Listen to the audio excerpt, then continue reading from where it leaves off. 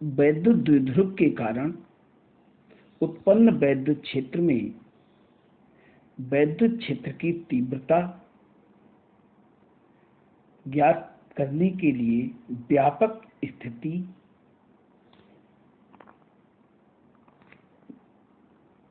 चित्र में दर्शाई गई है। व्यापक स्थिति जैसे ये कोई वैद्युत द्विध्रुव है, हमने मान लिया ए भी वैद्युत द्विध्रुव है। वैद्युत द्विध्रुव है जो +q और -q आवेशों से मिलकर बना है। इस वैद्युत द्विध्रुव का द्विध्रुव आघूर्ण होगा P। वैद्युत द्विध्रुव का द्विध्रुव आघूर्ण होगा P, जिसकी दिशा होती है माइनस से प्लस की ओर। अक्षीय स्थिति ये इधर और निरक्षीय स्थिति इसकी लंबवर्धक रेखा पर, लेकिन ना तो लंबवर्धक रेखा पर ना ही अक्षीय स्थिति में, अर्थात व्यापक स्थिति। मान लो यहाँ कोई बिंदु है P। ये व्यापक स्थिति में कोई बिंदु P है जहाँ वैद्युत क्षेत्र की तीव्रता की गणना करनी है। इसके लिए मान लिया मध्य बिंदु O से बिंदु P की दूरी r है। r दूरी पर बिंदु P है।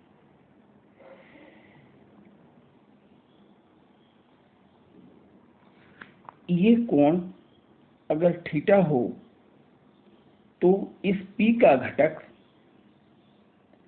थीटा की दिशा में गिराएंगे तो ये होगा P cos थीटा, और P का घटक अगर हम थीटा की विपरीत दिशा में गिराएंगे तो ये घटक होगा P sin थीटा।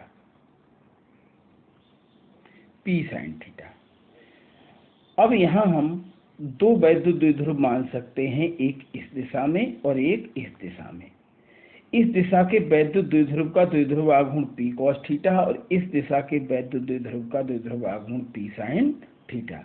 अर्थात P cos थीटा के लिए ये बिंदु अक्षीय स्थिति पर बन जाएगा और P sin थीटा के लिए ये बिंदु लंबवर्धक रेखा पर बन जाएगा, अर्थात निरक्षीय स्थिति में बन जाएगा। इसका मतलब यहाँ दो वैद्युत क्षेत्र की तीव्रताएं होंगी, एक P cos थीटा के कारण और एक P sin थीटा के कारण। अक्षीय स्थिति में वैद्युत क्षेत्र की तीव्रता E1 हो तो E1 P cos थीटा की ही दिशा में होगा, जबकि हम पढ़ चुके हैं कि निरक्षीय स्थिति के कारण वैद्युत क्षेत्र की तीव्रता वैद्युत द्विध्रुव के समांतर, अर्थात वैद्युत क्षेत्र की तीव्रता इधर होगी E2। E1 और E2 दो वैद्युत क्षेत्र की तीव्रताएं हैं। इन E1 और E2 का जो परिणामी होगा वही बिंदु P पर वैद्युत क्षेत्र की तीव्रता कहलाएगा। तो इसका हम परिणामी की गणना कर लेते हैं। परिणामी की गणना वेक्टर विधि से जोड़ लेंगे। वेक्टर विधि से जोड़ने के बाद ये जो वेक्टर प्राप्त होगा, ये वेक्टर E, यही वेक्टर बिंदु P पर परिणामी वैद्युत क्षेत्र की तीव्रता होगा। और स्पष्ट है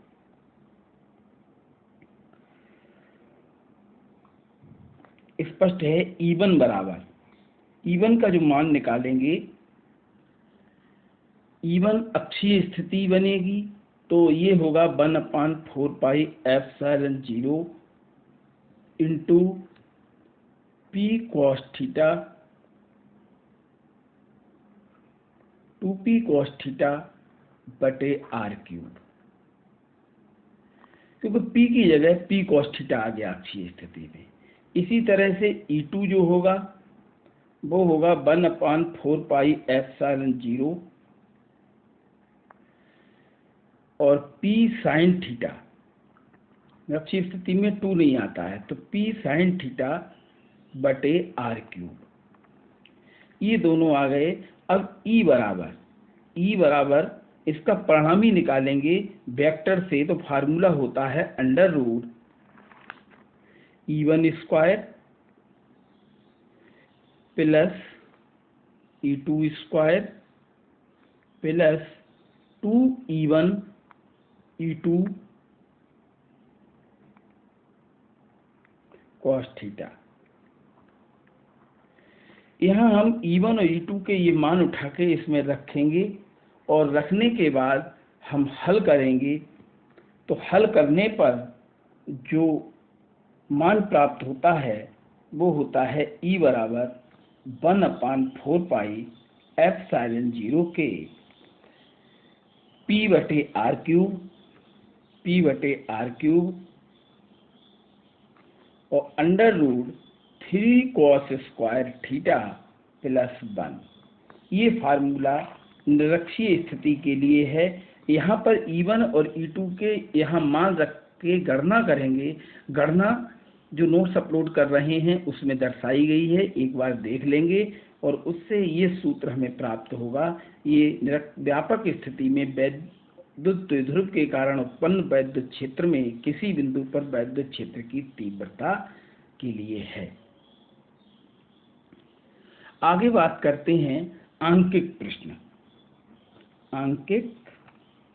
आंकिक प्रश्नों की बात करते हैं। आंकिक प्रश्न जैसे कि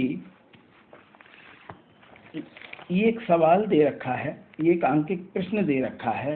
एक चालक पर 1 कूलाम आवेश है। इस पर सामान्य अवस्था से कितने इलेक्ट्रॉनों की अधिकता या कमी है। तो हम जानते हैं Q बराबर 1 कूलाम दे रखा है और Q बराबर Ne।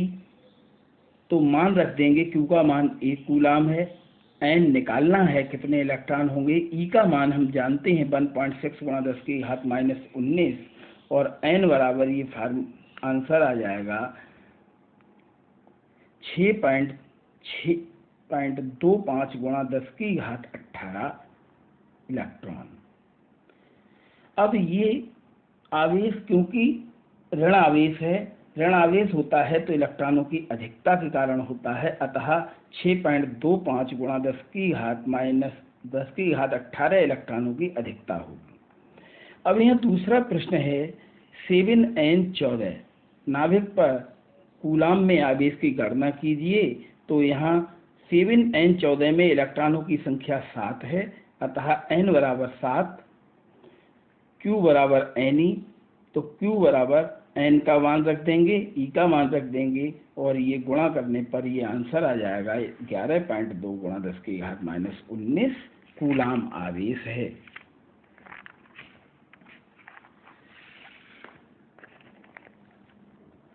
अब इसी तरह से 2 सूक्ष्म गोलियां हैं जिन पर आवेश दे रखे हैं। वे वायु में 0.1 मीटर की दूरी पर स्थित हैं। उनके बीच वैद्युत बल बताइए। यदि इन गोलियों को क्षण भर के लिए स्पर्श करा के उसी स्थान पर रख दें तो उनके बीच वैद्युत बल कितना होगा। तो सबसे पहले तो हम कूलाम के नियम से Q1 Q2/R² से वैल्यू रखकर इस बल की गणना कर लेंगे। अब बात आती है इन्हें स्पर्श करा दें। स्पर्श कराने से क्या होता है, स्पर्श कराने से दोनों वस्तुओं पर, दोनों गोलियों पर आवेश बराबर हो जाते हैं। और कितने हो जाते हैं, दोनों आवेशों के योग के आधे आधे पहुंच जाते हैं। तो दोनों आवेशों के योग के आधे आधे, मान लो स्पर्श कराने के बाद एक पे आवेश हो गया Q1' और एक पे आवेश हो गया Q2'। तो Q1' बराबर Q2' और इनका मान कितना होगा, Q1 + Q2/2। तो यहाँ मान रखकर हम गणना कर लेंगे। अब दोनों ही सूक्ष्म गोलियों पर 40 × 10⁻9 कूलाम आवेश होगा। इस स्थिति में वैद्युत बल की गणना उसी कूलाम के नियम के फार्मूले से कर लेंगे और आंसर प्राप्त होगा 1.44 × 10⁻³ न्यूटन। और ये बल प्रतिकर्षण का होगा क्योंकि आवेश बराबर होते हैं और स्पर्श कराने के बाद आवेश बराबर हो जाते हैं तथा समान चिन्ह के हो जाते हैं।